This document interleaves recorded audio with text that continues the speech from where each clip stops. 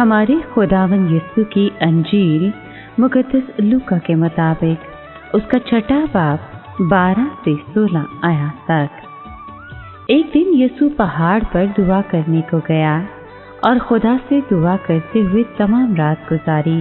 और जब दिन हुआ, उसने अपने शागिर्दों को पास बुलाकर उनमें से 12 को चुना और उनको उसने रसूलों का लक़ब दिया, यानी शमौन, जिसका नाम उसने पतरस भी रखा, और उसका भाई अंद्रयास और याकूब और यूहन्ना और फिलिप्पुस और बरतलमाई और मत्ती और तोमा और याकूब बिन हलफाई और शमौन जो गयूर कहलाता है और यहूदा याकूब का भाई और यहूदा अस्करियोती जो पकड़वाने वाला हुआ।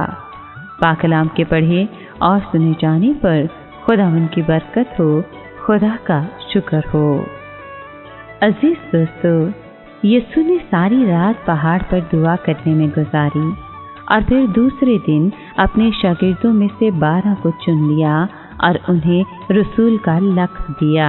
इस लक़ब से उसने उनके लिए अपने मकसद को जाहिर किया। ये कलीसिया की तंजीम की तरफ पहला कदम था। इसके बाद मसीह के नज़दीक इन आदमियों की तालीम और तरबियत सबसे ज़रूरी अमर था।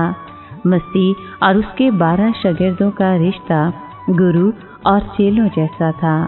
रसूल का मतलब भेजा हुआ या एलची, यानी जिसे कोई ख़ास काम देकर भेजा गया हो। ये आम आदमी ही थे। वो सब एक दूसरे से मुख्तलिफ थे और उनमें से कोई भी कामिल ना था। इनमें से हर एक के लिए मसीह की रफ़ाकत में जगह थी। ये हमारे लिए कितनी हौसला अफजा बात है कि आज भी मसीह अपनी कलीसिया ऐसे ही अदना और मामूली आदमियों के ज़रिए तामीर कर रहा है।